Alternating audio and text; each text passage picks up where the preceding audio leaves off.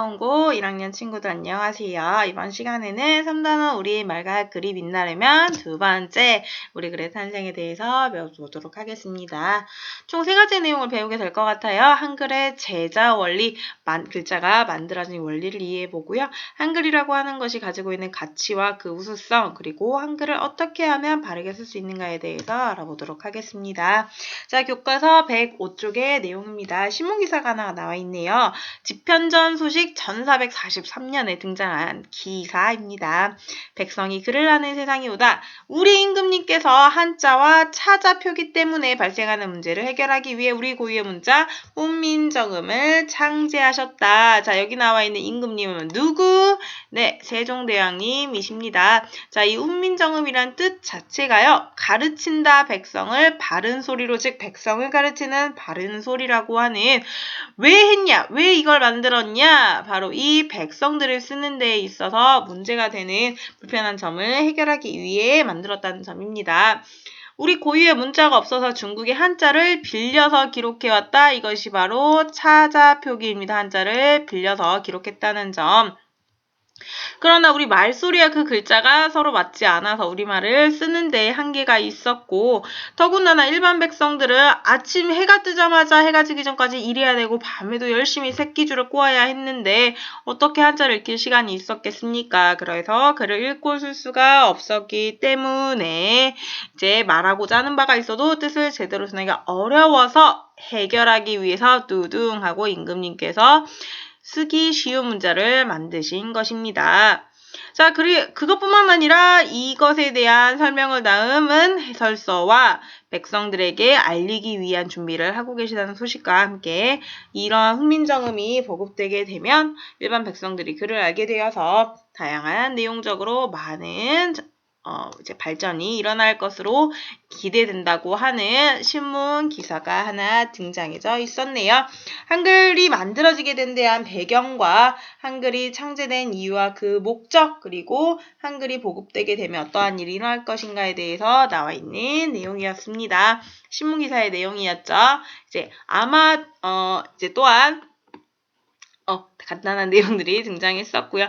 당연히 가상의 신문 내용입니다. 한글에 대해서 여러분들이 관심과 흥미를 가질 수 있도록 했네요. 자, 그 다음 페이지 106쪽으로 넘어가 보도록 하죠. 자, 한글이 만들어진 그 원리에 대해서 내용이 나와 있었습니다. 자, 자음이라고 하는 것은요, 발음기관의 모양을 본떠서 만들었는데, 먼저 기역, 혀뿌리가 목구멍을 닫는 모양, 닫습니다. 그 발음을 한번 해보세요. 혀뿌리가 목구멍을 닫고 있지 않나요? 니은, 혀가 윗 잇몸에 붙는 모양, 어때요? 니은 모양과 비슷하죠? 자, 미음, 바로 입 모양과 비슷합니다. 그리고 발음이 나는 시옷, 이빨의 모양이 옆에서 봤을 때의 모습과 비슷하게, 마지막으로 목구멍 모양과 비슷한 이응의 모습을 그대로 본떠서 만들었다. 상형의 원리라고 나와 있습니다. 이것뿐만 아니라요, 한글에서는요, 가회그 원리라고 해서 조금 더 이제 발음에 있어서 세기를 표현하는 데 있어서 획을 더하여 표기를 했다고 합니다. 하지만 여기 나와 있는 이 3가지 옛니은, 리을과 반치음 같은 경우는요, 실제로 모습에 있어서 획을 더해서 만들어진 것이 아니다. 즉 이것은 아까 상형의 원리, 가획의 원리에 의해서 이렇게 만들어져 있는 내용이 되겠습니다. 자, 또한 이제 만들어지는 데 있어서 실제로 우리 모음 같은 경우에는요, 합용의 원리를 사용해서 만들어졌다고 합니다. 조금 바뀌었네요. 미안해요. 먼저 모음 역시 상형의 원리, 모습을 본따서 만들었는데 자연의 모습을 본따서 만들었다고 해요. 바로 저 둥근 하늘의 모양, 땅의 평평한 모양, 그리고 사람이 서 있는 모양 3가지의 모습을 가지고 만들었습니다. 우리의 소리가 이것만 있는 것이 아니었죠. 바로 합용의 원리. 합쳐서 이제 상형의 원리를 통해서 만들어진 기본자, 아래야, 이 3가지가 서로 합쳐져서 처음 합쳐진 내용, 초출자, 두 번째 합쳐진 내용, 제출자가 만들어진 내용이라고 볼 수가 있을 것 같습니다. 자, 우리 글이 만들어진 데 원리는 총 3가지가 있었어요. 자음과 모음 모두 첫 번째에는 상형의 원리, 자음은 가획, 모음은 합용의 원리로 이루어졌다는 거. 자, 한글이 만들어진 원리에 대해서요. 어떻게 만들어져 있는가에 대해서 우리가 배워보게 되겠습니다.